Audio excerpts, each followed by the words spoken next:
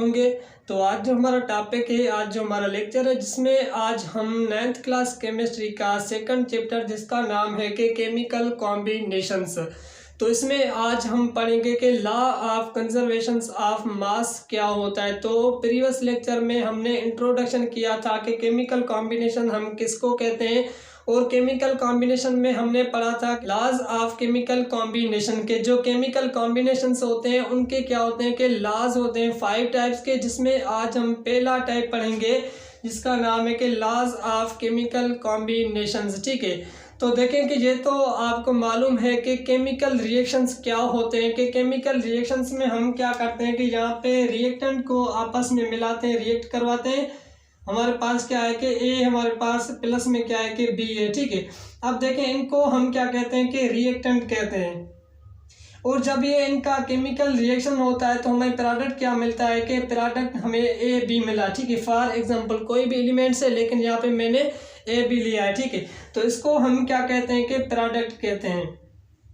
अब देखेंगे हमने जो रिएक्टेंट आपस में कंबाइन किए तो उनकी प्रॉपर्टीज क्या थी कि एक अलग हमारे पास प्रॉपर्टीज थी, लेकिन जो हमें प्रोडक्ट मिला उसकी प्रॉपर्टीज क्या है कि एक अलग प्रॉपर्टीज है। इसको हम क्या कहते हैं कि केमिकल रिएक्शंस कहते हैं। ठीक है, अब जो ये रिएक्शंस हो रहे हैं वो किस मतलब के लॉज पे क्या होते हैं कि ये रूल्स को फॉलो करके फिर हमें क्या मिलते हैं कि प्रोडक्ट फॉर्म में मिलते हैं। अब हमारे पास पहला टाइप है कि law of conservation of mass. ये जो लॉज है देखेंगे, पहले जो साइंटिस्ट था जिसका नाम है कि एंटोइन लुवाइजर, इसने देखा कि इसने एक्सपेरिमेंट के साथ प्रूव करके तो इसने हमें बताया, यहाँ पे बताया कि ड्यूरिंग एनी फिजिकल और केमिकल चेंज। ठीक है, जब जो रिएक्शंस होते हैं मतलब कि फॉर एग्जांपल हमारे पास क्या है कि ये फिजिकली रिएक्शन हो या केमिकल रिएक्शन हो, ठीक है, ए और B, total mass of product is equal to the total mass of reactant. इसका क्या मतलब है कि जब कोई भी रिएक्शंस हो रहा है कि हमारे पास ए और बी का रिएक्शंस हो रहा है, ठीक है,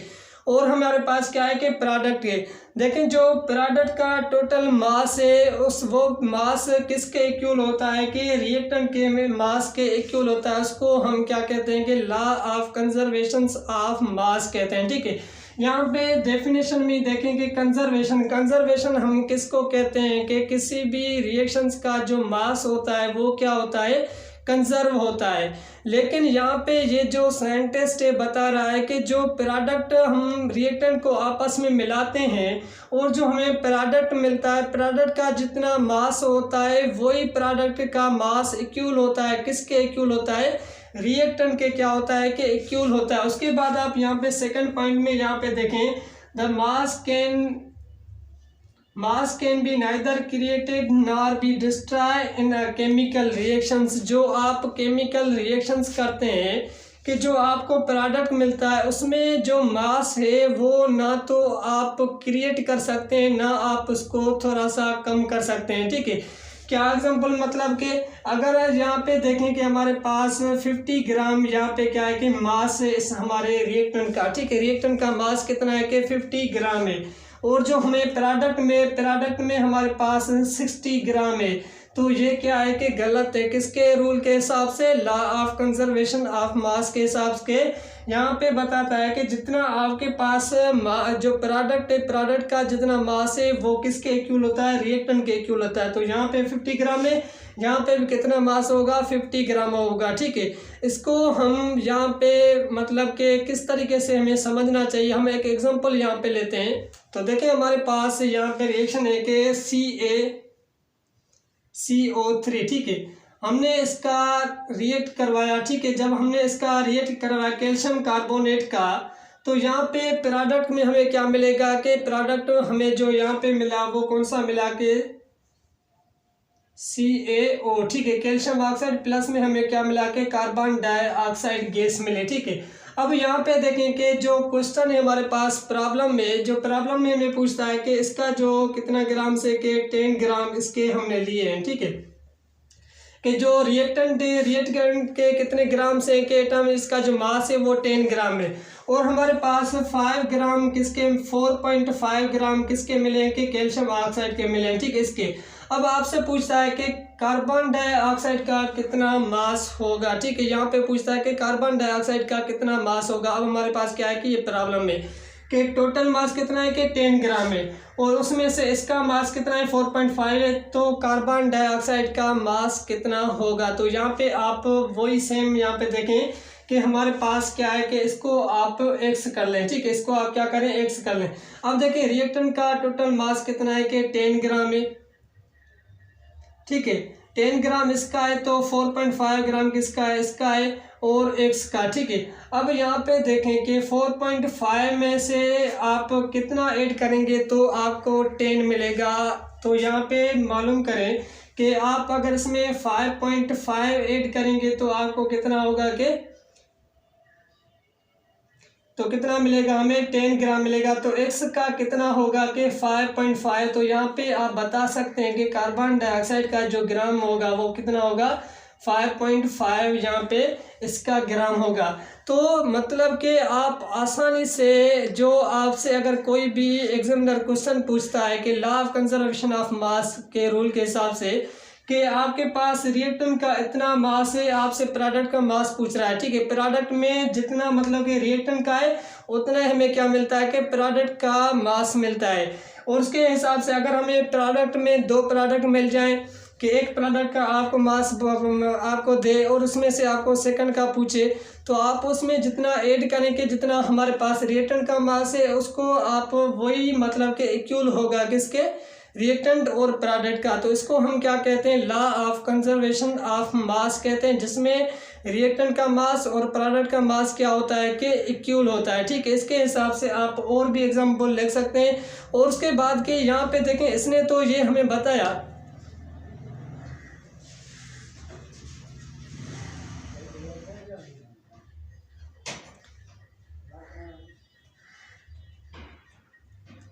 तो इसने ये तो थ्योरी दी कि जो आपका रिएक्टेंट और प्रोडक्ट का मास जो होता है वो क्या होता है कि इक्वल होता है। लेकिन यहाँ पे क्या चाहिए कि प्रूफ चाहिए। तो उसने प्रूफ करने के लिए एक एक्सपेरिमेंट किया था, वो एक्सपेरिमेंट हमारे बुक में भी है, वो मैं आपको बताता हूँ कि यहाँ पे इसने क्या किया कि एक यहाँ पे इसने कोनिकल फ्लास्क ली। ठीक है, कोनिकल फ्लास्क में इसने क्या किया कि सोडियम कार्बोनेट यहाँ पे लिया। ठीक है, यहाँ पे इसने कोनिकल फ्लास्क में सोडियम कार्बोनेट लिया, सोडियम कार्बोनेट। ठीक है, जब इसने सोडियम कार्बोनेट लिया और उसमें क्या किया कि इसने एक टेस्ट ट्यूब भी यहाँ पे लिया, टेस्ट ट्यूब इसमें क्या किया कि रखा। ठीक है, इसमें टेस्ट ट्यूब लिया और टेस्ट ट्यूब में इसने क्या लिया कि कॉपर सल्फेट इसमें टेस्ट ट्यूब में इसने ली, CuSO4 इसका फार्मूला होता है। ठीक है, कॉपर सल्फेट। अब देखेंगे सोडियम कार्बोनेट इसने कितना परसेंट लिया कि इसने 5% सोडियम कार्बोनेट लिया, मतलब कि 5 ग्राम सोडियम कार्बोनेट के, और कॉपर सल्फेट के भी इतने कितने लिए 5 ग्राम लिए। उसके बाद यहाँ पे कोनिकल फ्लास्क में इसने 100 मिलीलीटर जो लिया वो वाटर लिया। अब देखिए सोडियम कार्बोनेट और वाटर आपस में क्या हो गए कि ये डिजॉल्व हो गए। उसके बाद इसने क्या किया कि सारी जो यहाँ पे कोनिकल फ्लास्क थी जिसमें हमारे पास कॉपर सल्फेट भी था और जो ये टेस्ट ट्यूब है, टेस्ट ट्यूब जो यहाँ पे मतलब कि इसने क्या किया कि यहाँ पे धागे के साथ टेस्ट ट्यूब को यहाँ पे बांधा और वो धागा यहाँ पे कोनिकल फ्लास्क की चोटी पे इसने कॉर्क ली, कॉर्क के साथ उसको भी क्या कर दिया कि इस धागे को यहाँ पे बांध लिया। ठीक है, अब जब इसने बांध लिया तो ये जो टेस्ट ट्यूब है वो यहाँ पे क्या है कि स्ट्रेट है, तो यहाँ पे सोडियम कार्बोनेट के साथ ये मतलब कि डिजॉल्व नहीं, जस्ट सोडियम कार्बोनेट और वाटर आपस में क्या हो गया कि डिजॉल्व हो गए। ठीक है, उसके बाद इसने क्या किया कि इस सारी का मतलब कि वेट लिया। जब इसने वेट लिया, इसका वेट करने के बाद इसने क्या किया कि यहाँ पे कॉर्क को यहाँ पे मतलब कि छोड़ दिया। ठीक है, इसके साथ जो बांधी हुई कॉर्क थी, धागा बांधा होता है, उसको छोड़ दिया। तो ये जो टेस्ट ट्यूब थोड़ा सा क्या हो गया यहाँ पे बेंड हो गया, टेढ़ा हो गया। ठीक है, जैसे यहाँ पे ऐसे हुआ तो उसके बाद जो टेस्ट ट्यूब में कॉपर सल्फेट था वो भी क्या हो गया कि इसमें डिजॉल्व हो गया। ठीक है, जब वो इसमें डिजॉल्व हो गया सोडियम कार्बोनेट के साथ तो यहाँ पे क्या हो गए कि प्रेसिपिटेट्स यहाँ पे बन गए। जब प्रेसिपिटेट्स यहाँ पे बन गए तो उसने समझ लिया कि अब यहाँ पे केमिकल रिएक्शंस हो गया है कि पहले हमारे पास सोडियम कार्बोनेट वाटर था, लेकिन उसके बाद यहाँ पे क्या हो गए, प्रेसिपिटेट बन गए। जब प्रेसिपिटेट बन गए तो उसने क्या किया कि उसके बाद जो इसने मतलब कि वेट लिया तो दोनों का क्या था कि 5 ग्राम इसके 5 ग्राम इसके, तो यहाँ पे वेट जो था वो क्या था कि सेम था। इसमें कैसे रिएक्शंस हुआ यहाँ पे देख सकते हैं कि सोडियम कार्बोनेट का क्या फार्मूला होता है कि NaCO3 प्लस में कॉपर सल्फेट का CuSO4, ठीक है, CuSO4। तो यहाँ पे जैसे रिएक्शन हुआ तो यहाँ पे NaSO4 आपस में रिएक्ट हो गया और CuCO3 कॉपर कार्बोनेट क्या हो गया कि ये आपस में रिएक्ट हुआ। तो यहाँ पे क्या बना के NaSO4 सोडियम सल्फेट प्लस में CuCO3 यहाँ पे कॉपर कार्बोनेट यहाँ पे रिएक्शन हो गया, ठीक है। इसने क्या किया कि यहाँ पे जितना मतलब कि वेट था उतना ही वेट हमारे पास क्या था कि प्रोडक्ट का वेट भी हमें सेम मिल रहा था।